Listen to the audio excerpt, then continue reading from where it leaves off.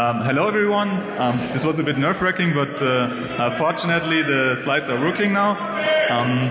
I don't know about you, but we're definitely very excited to be here. I want to thank the organizers again for having us here.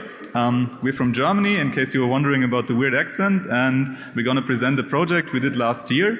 So I'm Andreas, and I'm a data scientist. I did the data analysis for this project, and I'm working as a data scientist for the German cybersecurity organization as well as for 7 scientists.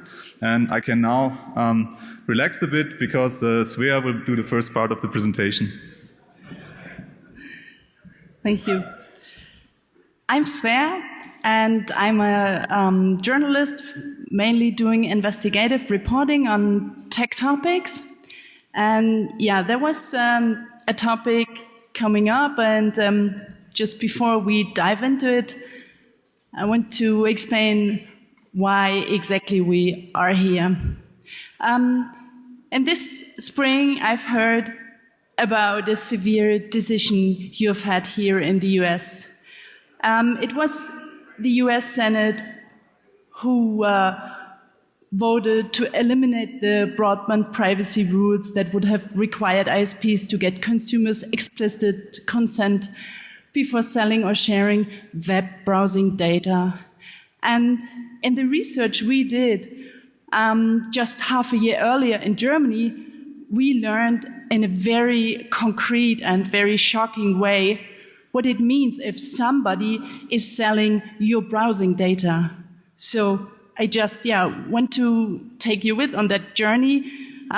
Maybe you can imagine by yourself what would you think if somebody is showing up on your door and saying, hey, I have your complete browsing history every day, every hour, every second, every click you did on the web for the last month. So that somebody was me.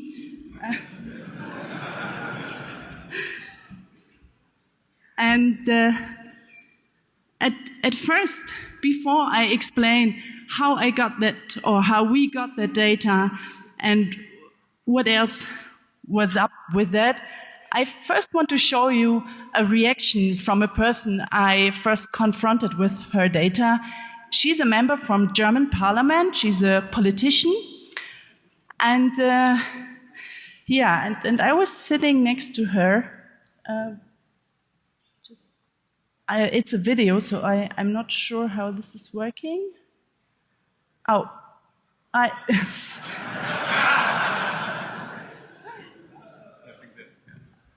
would love. Yeah, you can hear it in German when she's speaking. So, yeah, so she's not happy. Yes, okay. So that's what she's saying, basically. So, sorry, guys. Can we get the video rolling here? Can somebody help me for the next? Because I need it. Okay, so this is what I showed her. This is not a video, this one, but the next one, because we want to scroll and dive into her life a little bit more. So what you can see here is her browsing history. You can see that exactly what she was doing on the 1st of August. And you can see that she likes to get up early, and one of the first things she's doing in the morning is banking and banking. And we can go through her whole browsing history, and that's a video now. Or let's try if we can get this running. Because what you are seeing here, that's bad. Because what you see here is her tax declaration. It's in Germany, it's called Elster, and you can do it online. And it's typically that you do it in August, because then the deadline is running out. Can you help us with the video? Because I think would miss so much if we can.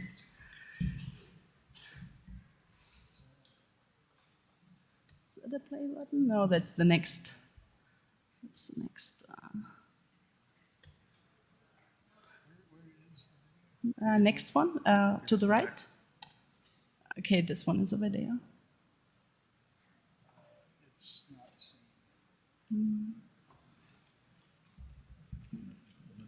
Yeah, okay. Well, okay, that's a pity. Okay, so what do you think might be, oh, my text declaration, maybe, yeah, maybe that's bad. But what's even more worse, especially when you are in a higher position, is if you are searching for medication. And that's exactly what she did on a day in August, sitting in front of her computer. She was searching for medication, Thebunin. When do you take Thebunin? You take Thebunin when you feel dizzy or when you have a tinnitus. So, yeah, what was it like for her when I was sitting next to her and showing her her browsing history and saying, why you have been searching for Thebunin? And she said, I don't know why I was searching at that time, but this is a really bad thing to see something like this, especially if this is connected with your own name. So this went on, this story. So we basically had this data from 3 million German citizens, and a lot of politicians, or better, most of their employees were also in this data, and this even went up near the Chancellor Merkel, where we had the data from these guys. So how we did this? Did some shady hacker criminal came and give us this data? No, it's way more easier. You can buy it. So this landscape, what you can see here, is all the companies who are having contact with this very sensitive or very personal data. It's a business universe for itself, with hundreds of thousands of companies making millions with data. And what some of them do is just watching the web, and they sell the analysis of their watching as a product. This is for competitors analysis, interesting, or for user analytics. And some of them exchange the data under each other. Some take them all by themselves, and a very few sell it. To who? To who, you might ask? Here comes the social engineering part. So, first of all, you need a very convincing business partner. That was Anna Rosenberg. Hi. And this research, this was our alter ego. And Anna worked in Tel Aviv because I like this city very much, for a very promising startup. And after a while, she even had more than 100 business connections. Nobody we actually knew, but so many people are just accepting her friend request without checking. Took us 2 weeks. So that's the promising company Anna is working for. Took us 2 hours. It's a website, and the company was named Meets Technology, because technology meets creativity. So it was just many nice pictures and some marketing buzzwords. The story was easy. Our startup had developed a self-learning algorithm, something like AI. And this algorithm could predict which products people are willing to buy in the future. And to train this algorithm, we would need a massive amount of data, raw data. And there was a mysterious German customer in the back who would pay for all of this. And with this promising story, we went on the market. We even had a career site, and we even had applications in the end to that side. So we went on the market for, I would say, like a couple of weeks. with a valid phone number, with a valid email address. And we called more than 50, I think nearly 100 companies in the market, and asked them if we could have raw data, if we could have data out of the clickstream, out of people's life.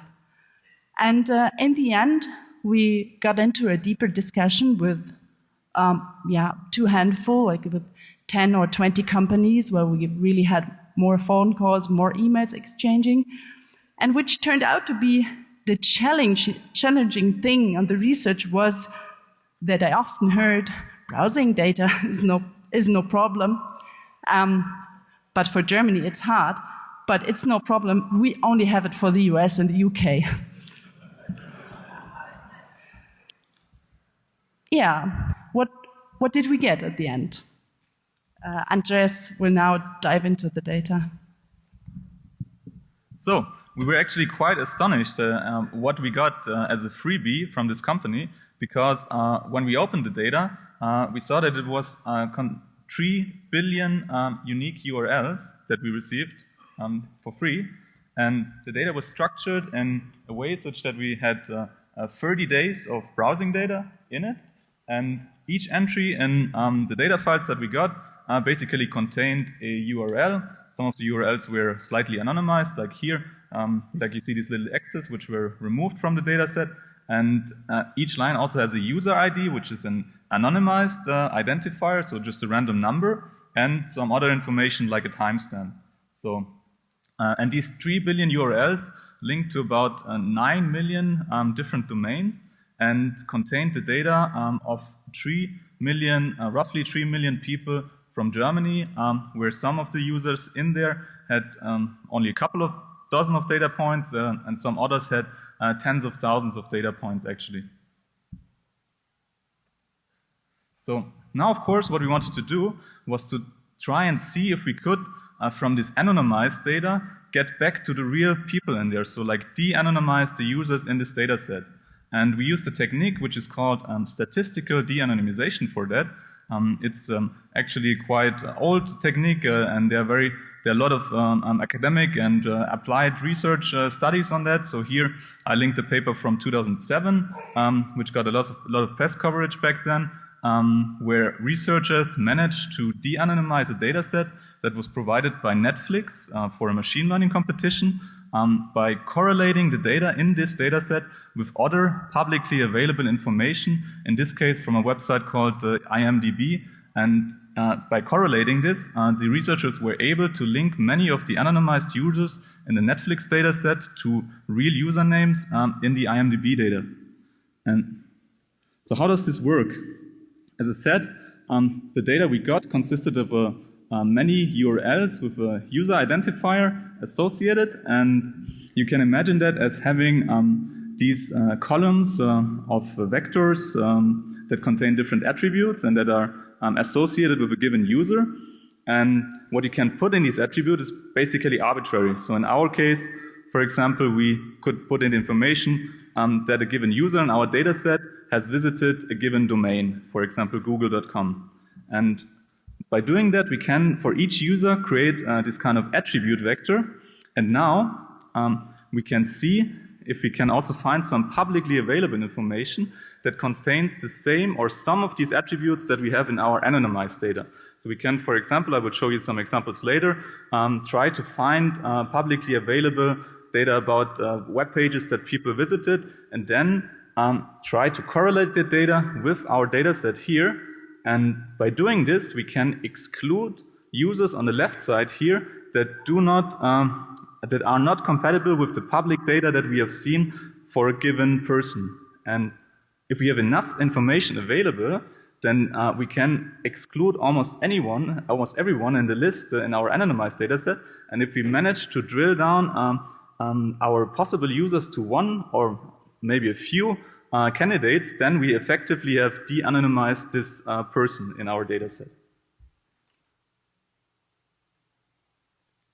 So let's try this. In order to do this, we first take our input data and convert it into a matrix where each row in the matrix corresponds to one user, and each column corresponds to a domain that this user has or has not visited. So whenever a given user has visited a domain, we put a 1 in the entry of this matrix, and if not, we put a 0 there. So this gives a very large but sparsely populated matrix that we can then use in order to compare our dataset to publicly available information.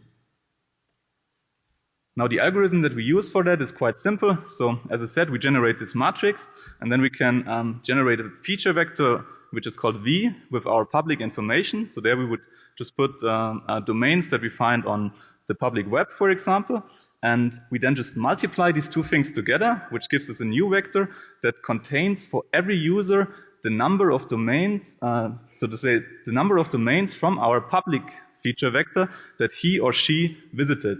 And we can use that vector again and just see where the largest value is, and the largest value will often give us then the user which corresponds to the public data and which is linked to the anonymized data in our set. Now, you might ask yourself, how well does this actually work? So here I have an example from our data set. Here we took from our 3 million users about 1.1 million, those users namely that have at least 10 different URLs in their data set. And we just looked for a single user how like having knowledge about a domain that he or she visited reduces the number of possible users in our dataset that are compatible with having visited these domains. And so you see in the beginning we have about 1.1 million users, and then if you take the first domain, in this case it's a gaming website, GOG.com, you can see that there are only 15,000 users roundabout left in the dataset that have visited this domain. And now if we say, okay, maybe our user is also a Kunde at the Deutsche Telekom, and if that's the case, you can see that these combined two domains have only been visited by about 367 users. So from 1 million, we already have drilled down the number of possible users to only a few hundred. And we can do that again with a few other domains, and as you can see, after only 4 domains for a given users, we already have only 1 compatible user in our dataset, and we would, so to say, already have de-anonymized this user. Now, the question is, of course, can we actually get this public information that we need to do that? And I want to show you 2 examples of that. So for the first example, we use Twitter. As you know, people, they like to tweet about what they're reading, and they're posting that on their timelines. So what we did was to pick a random user from our anonymized dataset that had a Twitter profile, so had a Twitter link, so to say, and we then used the Twitter API to scrape all the URLs that this user posted on the timeline in the given time period, and from these URLs we extracted the domains that are associated with them. And this information we can then simply feed to our algorithm and see, so to say, if we can find the user again. In this example, you can see that we have about, I think, 9 different domains, so mostly development websites, as you can see, like GitHub, some blogs, some documentation pages, and what I show you in the parentheses there is the number of times this URL appeared in our dataset. So you can see some of the URLs appear quite often. GitHub, for example, 2.5 million times. Some others are quite rare in our dataset. They appeared only 129 times. So now if we run that through our algorithm, we can plot the results like this. So what you see on this graph is on the x-axis just a particular user that we're looking at. So they're sorted completely arbitrarily. And on the y-axis, you see the number of matching domains from this set on the left that the given user has visited. And you can see that of these 100,000 users about that have a Twitter profile in our dataset, that most of them didn't visit any of those domains. But a few of them visited at least 1, 2, 3, 4, 5, 6, or 7, and one user, with the 7 domains, is actually the user we were looking for. So this was quite good luck. So we were really able to identify this user given only this information here on the left. And we did that for about a few dozen users in order to verify it. It didn't always yield 100% success rate, but we were always able to narrow down the number of compatible users to a very small group of maybe a couple of dozen users in total. So you can see that this technique, even with very few information, works quite well actually. Now, this works also with different kind of identifiers.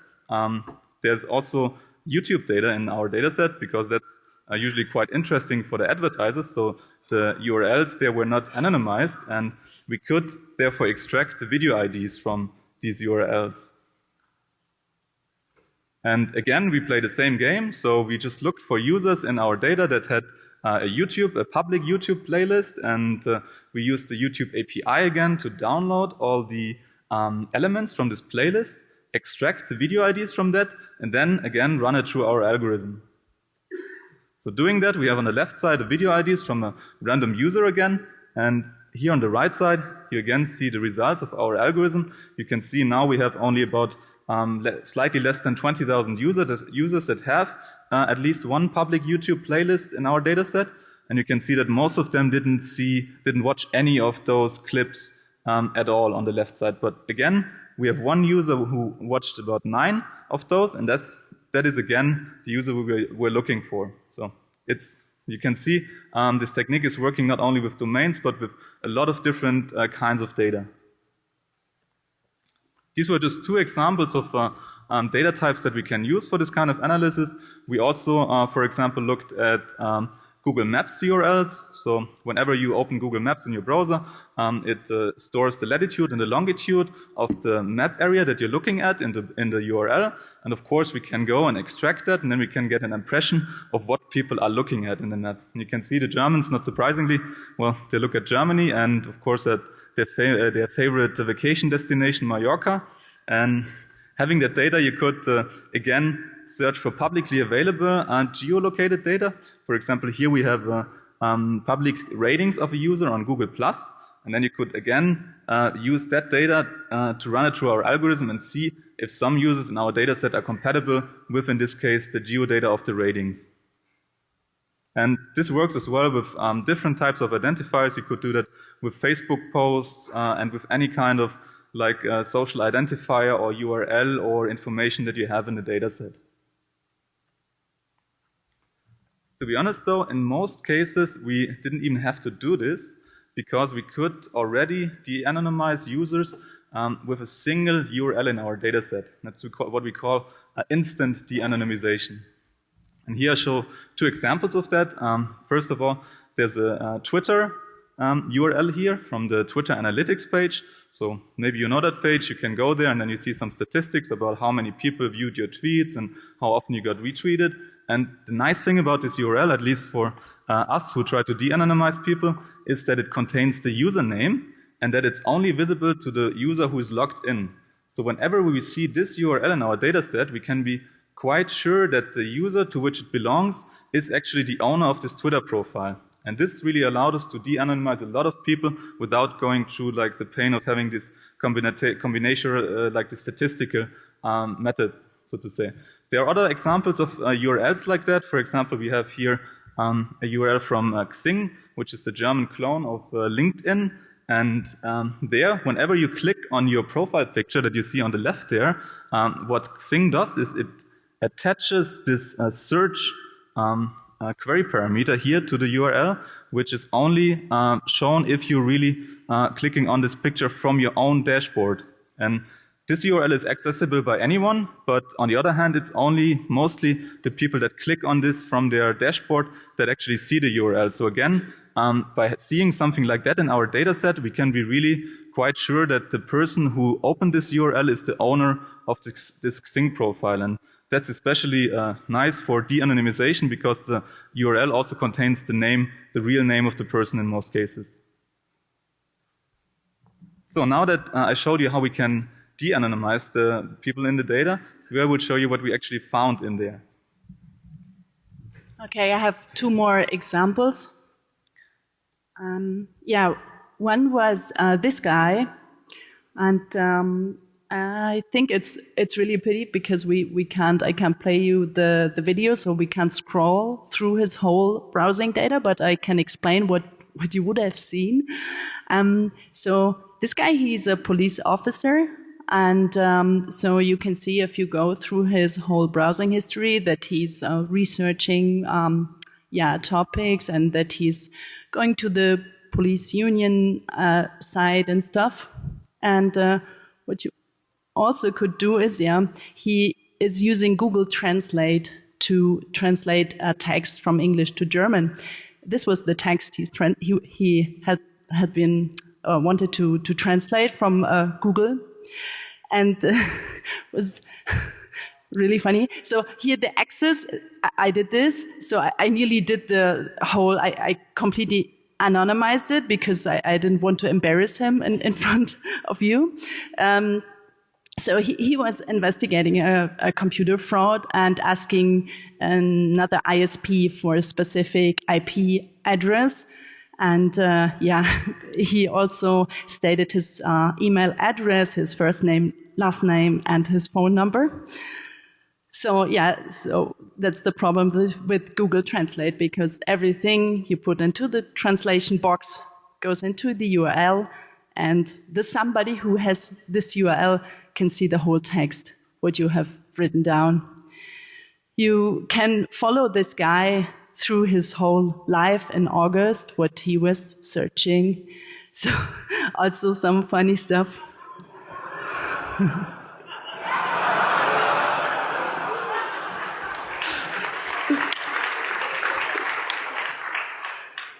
Okay, one last example. I was really thinking about showing this on this conference, but I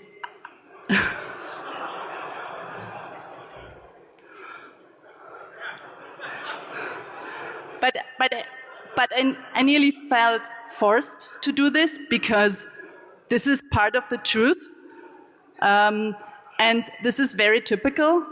When I spent the first days digging through the data, I was, I thought now I know the internet.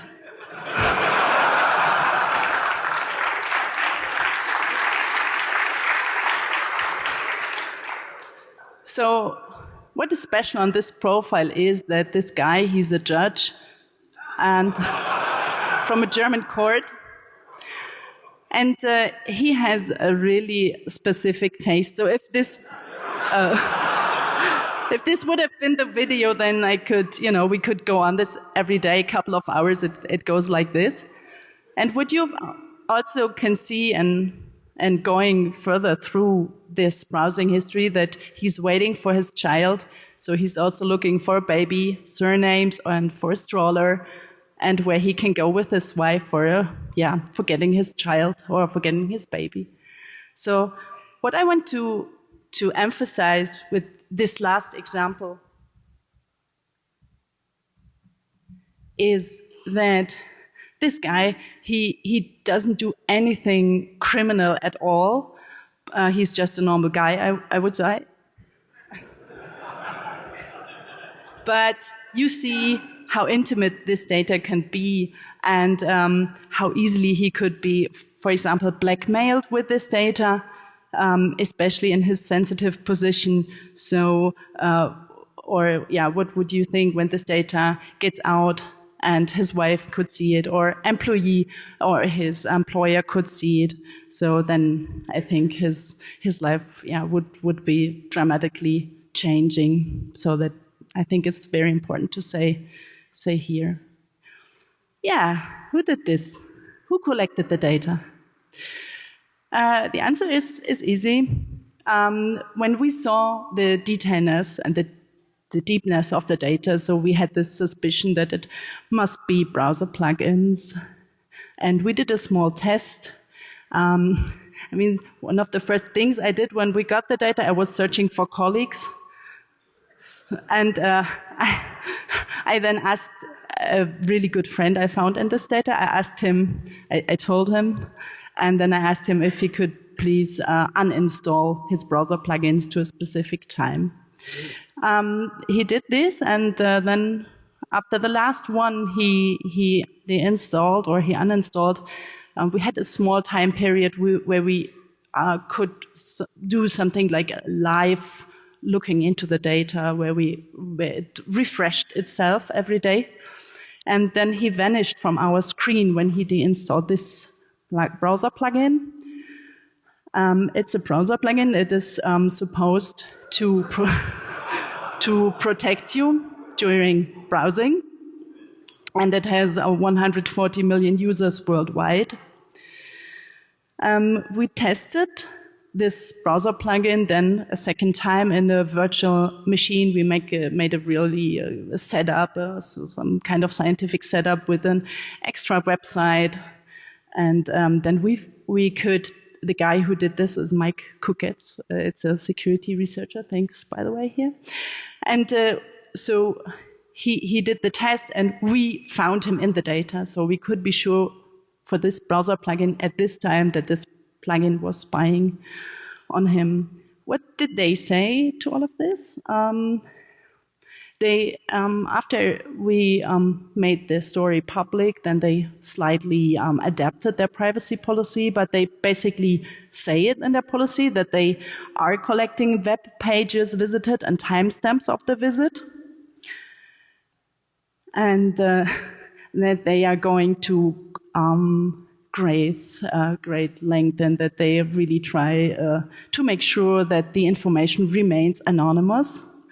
What you know now after this, after everything what we told you, that this is nearly impossible. So this gave us one of the plugins or the browser extensions that was collecting data, but the question was, of course, how many others are there? And luckily in the data set, we could also get a random or unique identifier for each extension version that collected the given data point. And by analyzing that, we can see how many different extensions are actually generating data. And this is what you're seeing on this graph, which is a double logarithmic graph. So in every unit here, the number is like multiplying by 10, so to say. And on the x-axis, you can see the different extension versions basically sorted by the number of data points that they contributed to the data set. And this number itself you're seeing on the y-axis. And you can see the most popular extension here contributes already about 1 billion data points to this data set. And if you take the first 10 extension versions, you can see that 95% of the data is already accounted for by those. And if I say 10 extension versions, I don't mean that it's 10 different browser extensions, but possibly different versions of the same extensions or different variants. For example, extension versions for different browser, for Firefox, Chrome, or like a new version of the extension. And you can see by the number of IDs we have in the data set that there could be up to 10,000 extension versions affected here that are spying on the users, but effectively the number is probably a little lower because the version IDs are corresponding probably to the different versions of the same extension, so the true number should be somewhere between a few 10 and maybe a few thousand or a few hundred extensions, I think. So the question is, of course, why is interesting to use browser extensions for tracking at all? And you might know normally tracking works in this way. So you go visit the website where the tracker is installed, and then this website asks you to download some JavaScript in your browser, and then this JavaScript basically does something and sends some data to a tracking server. And of course, this is a problem that has been that existed for many years, and that's why today many users are using plugins to block these trackers. So, for example, uBlock Origin here, and that's a quite effective way to keep most of these trackers from sending data to the remote server. And for the data collection company, this is of course a problem because their collection efficiency goes down and they can see less and less of the users actually.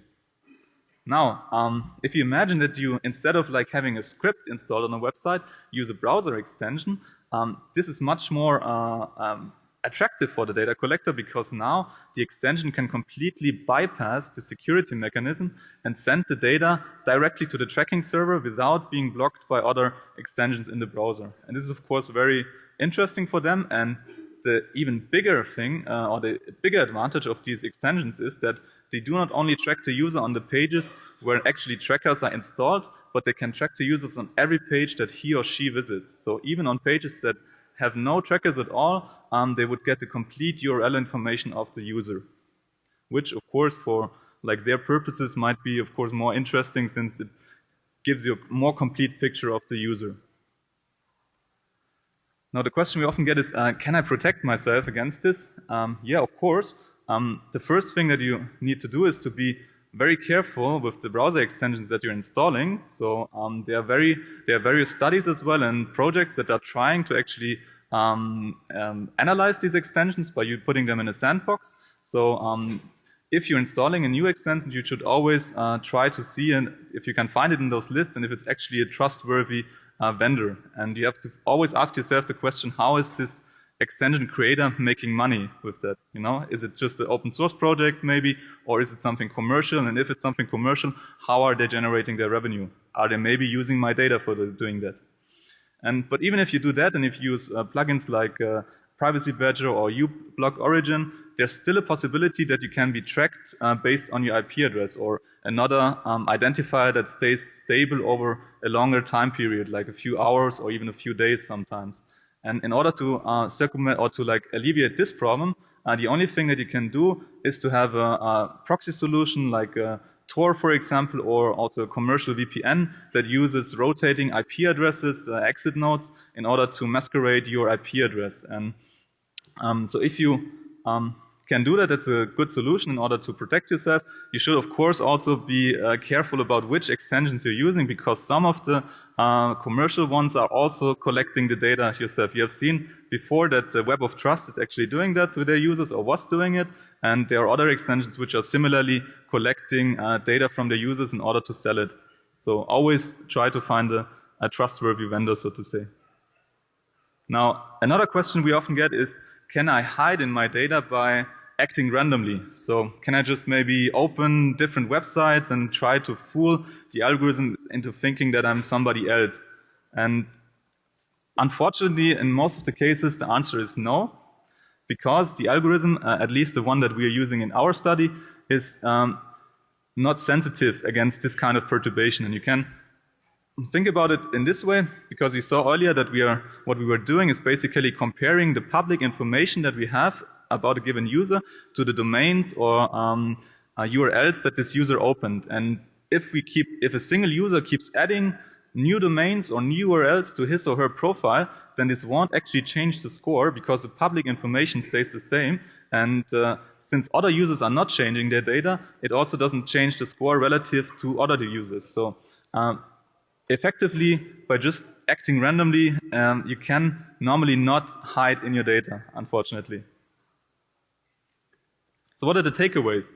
I hope you could see that it's highly problematic to have this very high-dimensional data that is user-related and that you publish, because it's very, very difficult to anonymize it, even if you have the intention of doing so.